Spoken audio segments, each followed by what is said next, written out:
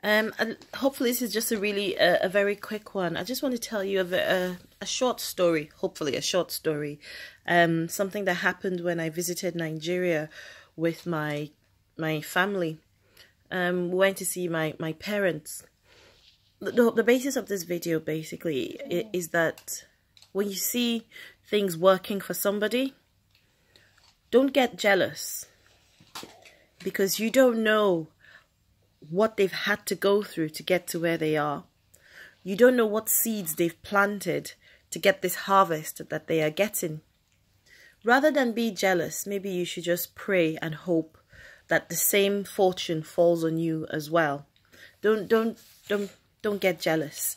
And when I say don't get jealous, it's okay to want what other people have, as long as you don't feel like these people, as long as you don't feel like you should have it instead of the people who have it. Does that make sense? I just want to tell you a quick story about my mom. What happened in Nigeria? A very quick short story about my mom. My mom didn't have a great start in life. My mom went through quite a lot of hardship as a youngster, and I'll probably tell you that story one day. But she lost her mom when she was 10, and there's a whole thing that went on there. But what I want to say, where my mom is at the moment, in the small town where we live in Bauchi, there are not many people who don't know my parents. So every time I go there, we're greeting people everybody. My mom used to read the news on television. So did my dad. Okay, so they are a bit well known. They're not celebrities or anything, but because years ago they were both on television, reading the news. And my dad is still into PR and things. So people know who my parents are. That's what I'm trying to say. So in Nigeria, this culture, in the UK, you get somewhere, if there's a queue, everybody's standing in a straight line. Yeah? In Nigeria, not so much. We don't really have the queue culture. And if you go to the bank towards the end of the month when people are getting paid, my goodness, rather than a queue, they're like people standing around the teller, or it can be pretty chaotic, but that's how we are, and that's the system that works for us. Okay, so anyway, so in Nigeria, Simon sent me some money, so I had to go to Western Union, and there's a whole big process there. But we used to dread going to the bank, because every time we go to the bank, as I said, there's these massive non-queues, just lots and lots of people. Something I noticed was each time we went into the bank, people just used to sort of part way to let my mom pass and for her to get straight to the front. So I've actually never been in a queue at the bank, especially while I've been with my mom. And each time that happens, I'll be like, people just part like the Red Sea, and they just let her pass, and she doesn't have to queue. And having lived in the UK, you sort of develop some what I call an unnecessary conscience. So I say to Simon, I feel bad because we get there, after a lot of people, but we get seen almost immediately. One time we went to the bank, and the guy actually got up. He had a lot of people surrounding him. He got up and he took us, it was very hot. He took us to a separate room where there was air conditioning and told us to sit there, and he would come and, help us out, sort out what we came to sort out. Sorry, my hair's a bit of a mess, and I've got Xanthi here. But anyway, so, so Simon, who has a very, very big conscience, was saying, well, is that fair? How fair is that you get to the bank, and you get seen before the people who were there before you? And, each time we went to the bank after that, that would get me thinking. And, we laughed it off as in, that's how Nigeria is and stuff. But then I thought, actually, those people who were giving my mother way, who used to just let us walk past them to get right to the front, why would they, they're obviously, they're in a hurry themselves. So why would they let us pass, Until one day I sort of got it. I think there's an aura. I don't know if I believe in auras, but there's a vibe that my mother must give off that makes people want to be nice to her. One day we went to the bank, and I understood. It sort of shifted my perspective on things. And there was a guy who was in the bank. I noticed him while we were in the bank. We came out, we did what we needed to do, and we were going into the car.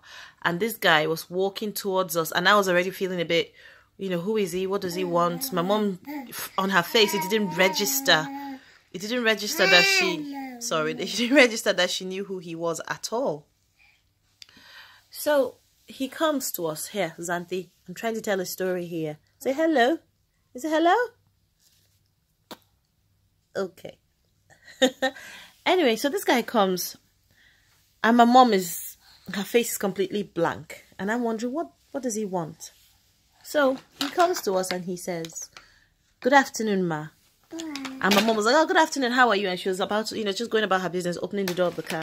And he said, "Ma, don't you remember me?" And there was a friendly look on his face. And she said, No, sorry, I don't remember you." And then he said, "Ma, it was you who paid for my secondary school education." And, at that point I stopped. I thought, what? Has he got the wrong person? He said, "Ma, it's you who paid for my secondary school education." And my mom is like, she looks at him again. And she's like, "Oh my goodness, wasn't that such a long time ago? How are you?" She called his name. How is your brother and the family, and how is everybody? And I thought, listen, if you pay for somebody's secondary school education in Nigeria, secondary school is 6 years. If you pay for somebody's secondary school education, you would know who that person is, wouldn't you? I mean, we're not particularly rich.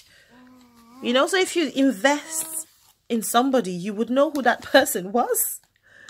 But my mom, it took a while for her to recognize him and sort of remember, oh yeah, that's true, that's a long time ago, and all this and all that, So, so we got in the car and I was like, "What was that about? Did you pay for his secondary school education?" She says, yeah. She remembers him because she works in the university, and him and his brother were kids, and they used to come to wash toilets in the university to get peanuts, basically. They'll be paid next to nothing. And she thought it was wrong for children to be fending for themselves in that way. She thought it was completely wrong for him at that age to be earning money by washing toilets to look after himself and his brother. So she told them to get their parents, I think she told them what she was intending to do. And they should get their parents or something along those lines. As I say, these stories I tell, the people involved in the story might remember it differently from their own perspective. And she told the parents what she was intending to do. She put them in the secondary school the secondary school that was owned by the church we attended at the time, and she was responsible for their school fees. Now, at that point, I lived at home. And it's the kind of story that you would remember. It's the kind of thing you would know.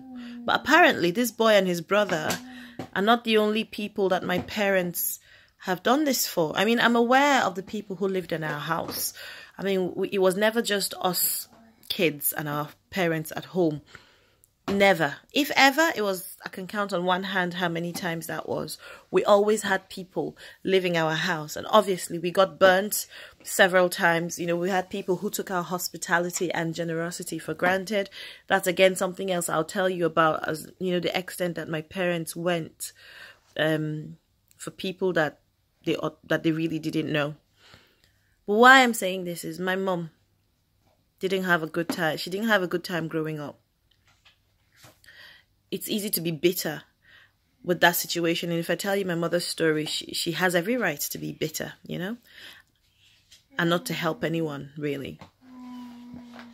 But she's doing well now.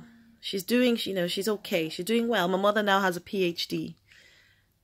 if you know her beginning, that is huge in itself. But when you see my mom, or when like we get to the bank or wherever and people are saying, come this way, ma, come this way, ma, and everybody wants her to pass and everybody wants to, you know, do her a favor, or people don't mind her walking past them, to, you know, to get to the head of the queue, or they're saying, ma, please go in front of me. Or you see her life, don't assume she's got it all together, first of all. I mean, we're not a perfect family. She's not a perfect person. And just don't make any assumptions. Don't make any assumptions at all as to why somebody has good fortune, or as to why certain things are happening for certain people. Because you might not be willing to walk in the shoes that they walked in. You might not be willing to go through the journey that they went through. Or at the same time, who knows, it might just be luck. What I'm saying is, don't be spiteful. Don't be jealous. Don't be resentful, because you don't know the backstory. Sorry about that. There's always a backstory. Always a backstory. Until you know the backstory, zip it.